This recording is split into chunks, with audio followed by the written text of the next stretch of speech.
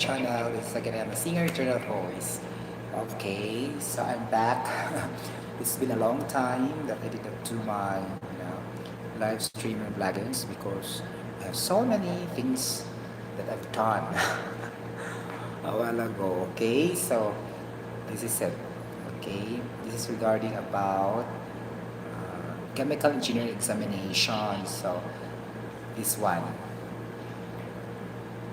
Hindi ba klaro? Okay. So, question number one. Which of the following does not belong to transport phenomena?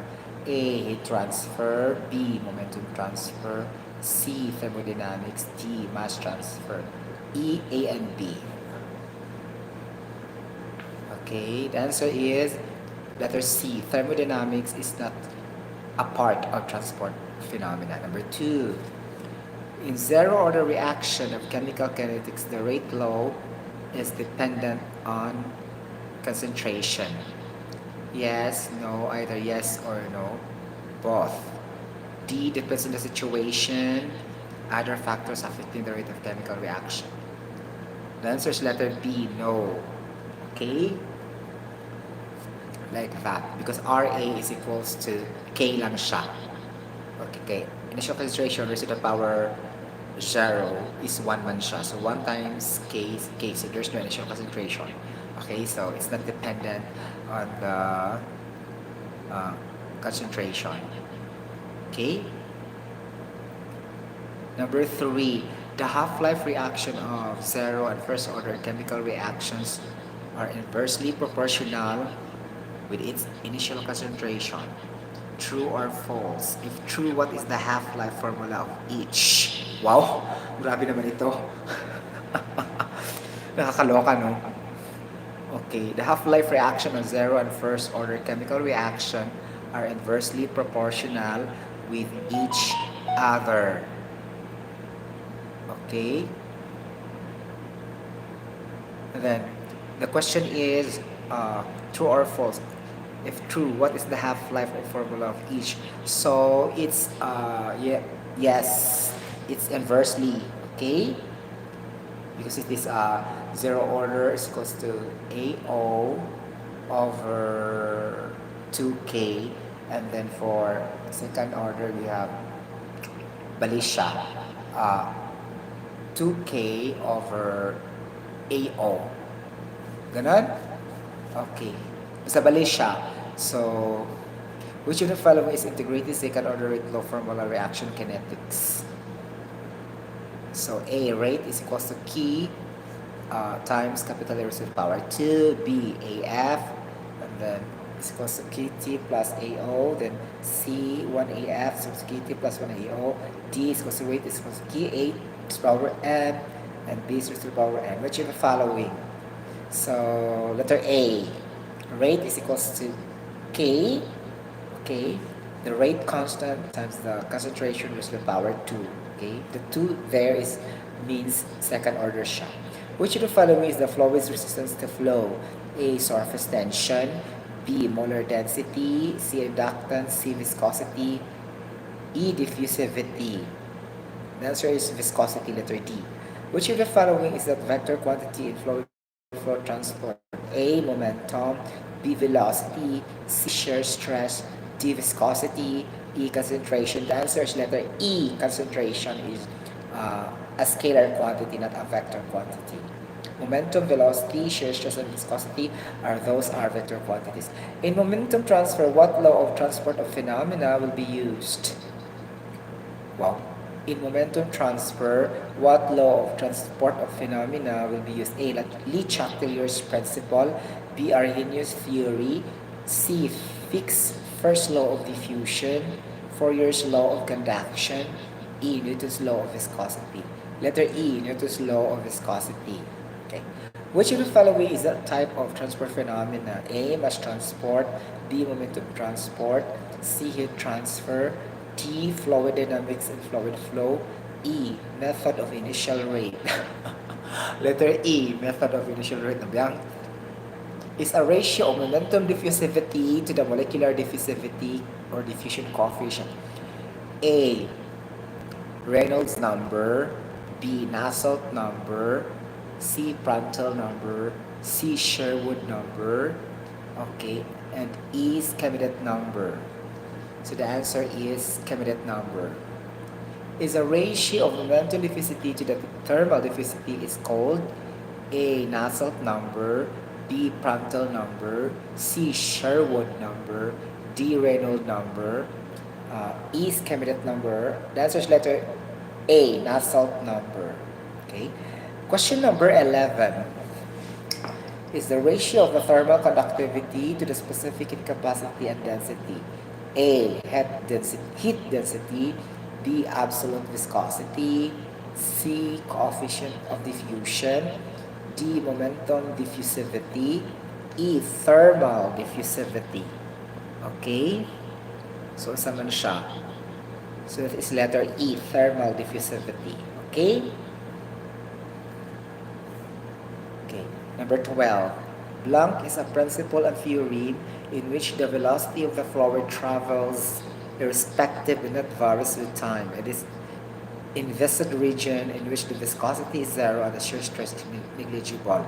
A. Newton's law of viscosity, B. Bernoulli's equation, C. Euler's equation, D. Navier-Stokes equation, E. Fourier's law of conduction. The answer is Bernoulli's equation. Letter B is a term that describes the fluid resistance to flow, its viscosity. Letter E. A measure of the tangential force per unit area in a motion of one body of a plane to another in which velocity is relevant as per distance covered. Wow. A. Ano ba yan? Ano yun? Okay. A measure of the tangential force per unit area in a motion of one body of a plane to another in which velocity is relevant as per distance covered. A. Pressure, B. Shear stress, C. Momentum flux, D. Shear strain, E. Kinematic viscosity. Uy, kalisod. A measure of the tangential force, that is kinematic viscosity, letter E. Okay, is referred to as how quickly the material is reacting to the changes in concentration from higher concentration to lower concentration. Okay, describes how quickly the material is reacting to the change in concentration. A. Mass transfer, B. Molecular concentration, C. Mass diffusivity, D. Thermal diffusivity, E. Kinematic viscosity. The answer is mass transfer. Okay? A mathematical expression of L squared over M. Mali siya, oy. L squared M. Sa mali siya? A. Absolute viscosity, B. Kinematic viscosity, C. Momentum diffusivity, D. Mass diffusivity, E. B, C, and D. Sa mala siya, sayop siya. Ang answer niya kay none of the above. Okay? Because it's not length raised to the power 2 over m. That is length raised to the power 2 over t time. Di siya meter. Okay? A fluid flow that has a Reynolds number of 2,100 is said to have an A. Average velocity of the fluid, average kinetic energy of the fluid, average rate of change of acceleration, average change in pressure, average volume and density. The answer is average velocity of the fluid. Charot! In a steady state flow of fluid, continuity law of conservation of energy, which is the following, is not true. Wow! A.